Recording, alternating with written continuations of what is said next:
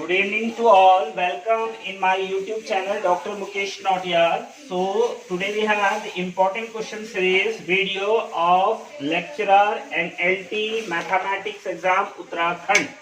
So question we have, which of the following is the imaginary part of a possible value of log root iota?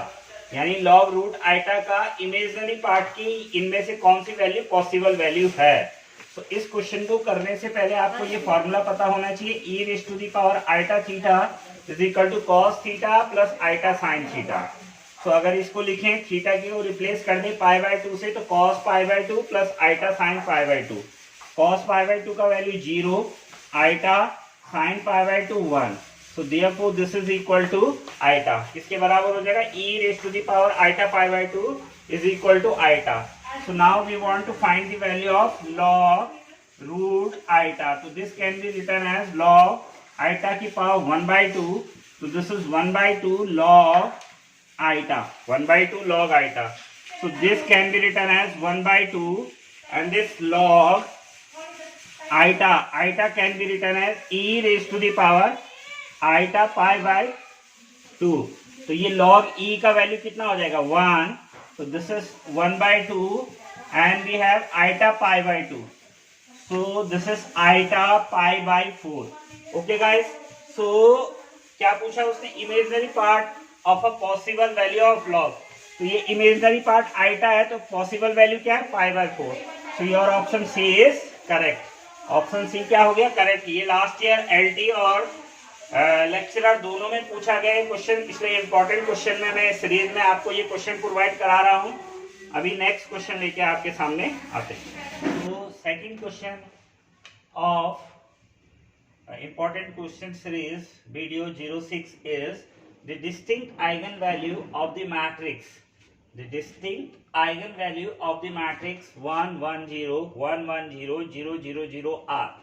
तो देखिए ये होता क्या है, मैंने हमेशा बोला है कि कॉम्पिटिटिव एग्जाम में आपको क्वेश्चंस तो आते हैं, लेकिन कितनी जल्दी आप उन क्वेश्चंस को कर रहे हैं ये ज्यादा इंपॉर्टेंट होता है। तो ये क्वेश्चन आ गया, तो अब इसके आइगन वैल्यू अगर आप लेंथी वे से निकालेंगे तो बहुत टाइम लग जाएगा।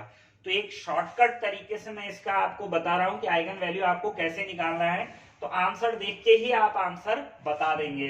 तो ये क्वेश्चन गेट एग्जामिनेशन में भी आते हैं, इसमें एलटी में भी बहुत ज्यादा है, लेक्चरर के लिए भी इंपॉर्टेंट है, टीजीटी पीजीटी जो केवीज की तैयारी कर रहे हैं, नवोदय की तैयारी कर रहे हैं, उनके लिए भी बहुत इंपॉर्टेंट क्वेश्चन है कि the distinct eigen value of this matrix is 4 option you have 0 1 1 -1 1 2 0 2। तो देखिए ये फॉर्मूला आपको ध्यान रखना है, वेरी इंपॉर्टेंट फॉर्मूला है, बहुत जगह काम आएगा आपके। और ये इस रिजल्ट पे क्वेश्चन बनते ही बनते हैं हर कॉम्पिटिटिव एग्जाम में। जो मैथ्स से गेट एग्जाम की तैयारी कर रहे हैं उनके लिए भी इंपॉर्टेंट है, और नेट वालों के लिए भी, और टीजीटी पीजीटी जो भी मैथमेटिक्स से रिलेटेड एग्जाम है जिसमें लीनियर अलजेब्रा मैट्रिसेस सिलेबस में है, बहुत इंपॉर्टेंट क्वेश्चन है। Sum of eigen value is equal to trace of the matrix. जो आइगन वैल्यू का सम होता है वो याद रखना है आपको, ट्रेस ऑफ द मैट्रिक्स के बराबर होता है। अब आप कहोगे ट्रेस क्या होता है? तो ट्रेस क्या होता है? ट्रेस जो होता है sum of the element of the principal diagonal of a matrix. जो प्रिंसिपल डायगोनल होता है मैट्रिक्स के, उसके एलिमेंट का जो सम होता है that is called the trace of the matrix. उसको क्या बोलते हैं?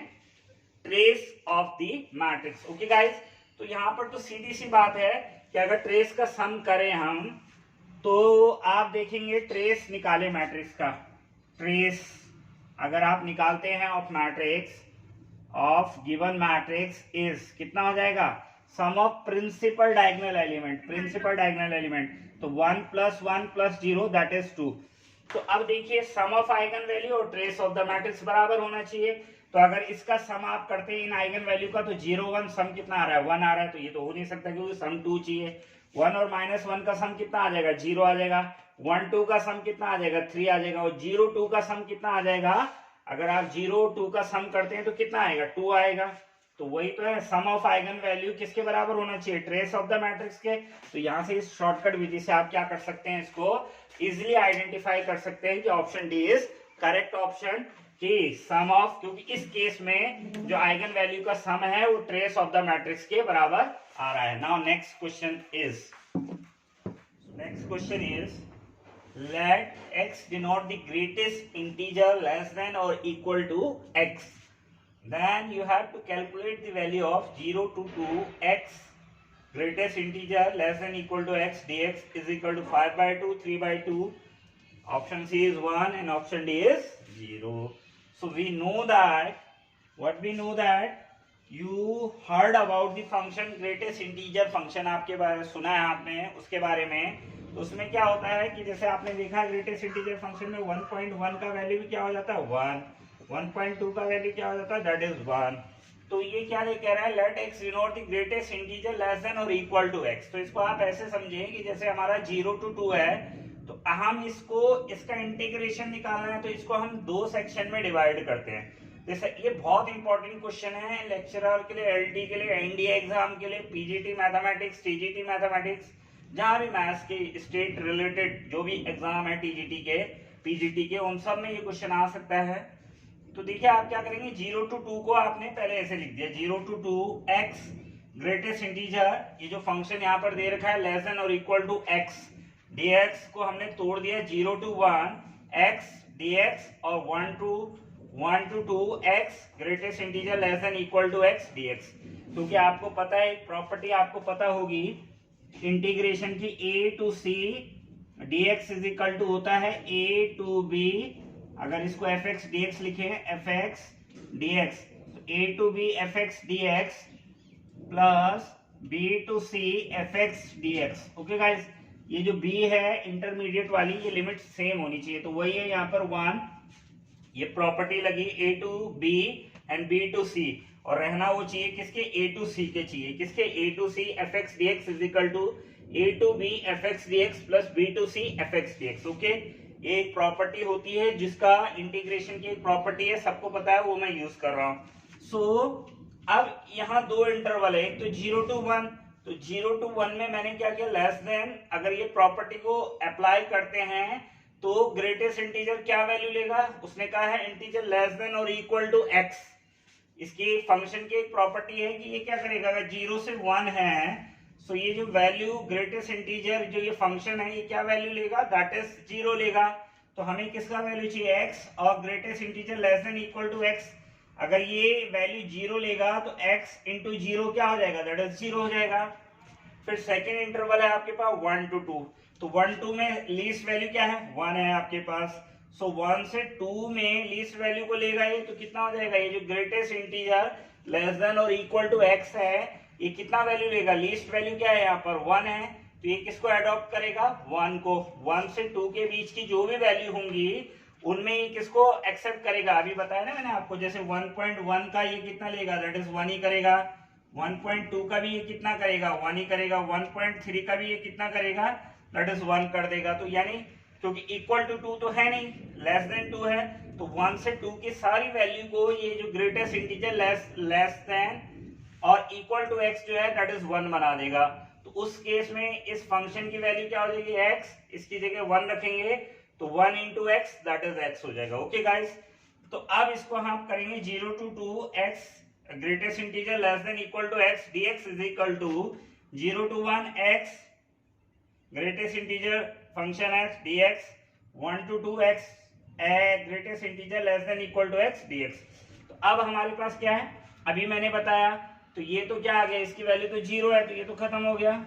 देन यू हैव 1 to 2, ये इसकी वैल्यू कितनी आएगी 1 से 2 में, मैंने बताया लीस्ट वैल्यू लेता है दैट इज 1 लेगा, तो x इंटू 1 कितना हो जाएगा दैट इज x हो जाएगा। ओके गाइस, तो इसको अगर आप इंटीग्रेट करते हैं तो ये आपका हो जाएगा x स्क्वायर बाय 2, x का इंटीग्रेशन क्या होता है x square by 2, and limit you have 1 to 2, तो लिमिट लगाएंगे आप तो 1/2 तो बाहर कर दीजिए, 4 - 1, so that is you have 3/2, so your option is option B is correct, that 3/2। तो ये क्वेश्चन बहुत इंपॉर्टेंट है सारे टीचिंग रिलेटेड एग्जाम्स के लिए और आ भी रखे हैं एग्जाम में। तो now next question is very important question, ये लास्ट ईयर जो 2018 में लेक्चरर है उसमें भी देखेंगे आप, और एलटी का जो लास्ट एग्जाम है उसमें भी ये क्वेश्चन आया था, मतलब इस टाइप का क्वेश्चन बहुत इंपॉर्टेंट क्वेश्चन है, बच्चे कंफ्यूज हो जाते हैं एग्जाम में। dy dx डिफरेंशिएट निकालना है log बेस x tan का, So 4 option you have 0, second option 1 upon x, third option and fourth option. So which one is the correct option you have? Okay guys, so very simple question. इस type के जब question आते हैं तो आपको कैसे करना है, D by d x of log x 10. So this can be written as d by dx of, इसको ऐसे लिख सकते हैं आप, log 10 को अलग लिख सकते हैं, log 10 को आप अलग लिख सकते हैं, एंड log x, ये फॉर्मूला होता है log का, ये ऊपर अलग चला जाएगा, नीचे वाला बेस अलग हो जाएगा. Okay, now this is going to become very simple question बन जाएगा आप, क्योंकि log 10 तो कांस्टेंट है तो ये बाहर आ जाएगा log 10. So you have to differentiate d by d x of log x की पावर -1 का आपको डिफरेंशिएट करना है. तो ये कितना हो जाएगा, this is you have log 10 and this is, इसका डिफरेंशिएट करेंगे तो कितना आ जाएगा, ये -1 इंटू log बेस x का पावर कितना हो जाएगा, -2. ओके, और फिर इसका दोबारा डिफरेंशिएट करेंगे log x का, सो कितना हो जाएगा, that is 1 upon x. So finally you have, कितना हो जाएगा आपके पास, ये आ जाएगा आपके पास 1 अपॉन x और माइनस log 10, ये ऊपर आ जाएगा, अपॉन log x का whole square. So which option, I think option 4th D, log 10 x log x का log x का स्क्वायर. So option D is the correct option. कभी कभी क्या होता है, ये ऊपर आ जाता है 10 नीचे आ जाता है, उसको भी आप ऐसे ही सॉल्व करेंगे.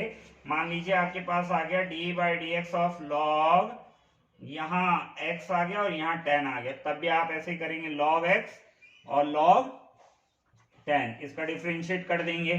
तो इन दोनों टाइप में एक टाइप, तो फिर ये log 10 बाहर आ जाएगा, log x का 1 अपॉन x हो जाएगा, तो log 10 और 1 अपॉन x इसका आंसर हो जाएगा. तो इस टाइप का क्वेश्चन लास्ट टाइम लेक्चरर में भी आ रखा है 2018 में, और एलटी जो ये लास्ट एलटी एग्जाम हुआ था 14-15 में जब भी हुआ था वो, तो उसमें भी आया था. तो मैं आपको बता देता हूँ, बहुत इंपॉर्टेंट क्वेश्चन है, आप देखते रहिए. और मेरे चैनल पर आपको बहुत सारे वीडियो हर टॉपिक के कवर कर रखे हैं जो एलटी और लेक्चरर में पूछे जाते हैं. लगभग 120-22 के करीब वीडियो है, जिसमें डिफरेंट टॉपिक वाइज भी वीडियो बने हैं. और 12th के बच्चों के लिए भी बहुत इंपॉर्टेंट क्वेश्चन है, those they are preparing for board exam, NDA exam and all other competitive exam as well as for board exam. तो उनके लिए भी इंपॉर्टेंट क्वेश्चन है. तो गाइस, अगर आपको ठीक लगे, पसंद आए, तो चैनल को सब्सक्राइब जरूर कर दीजिए. Thank you.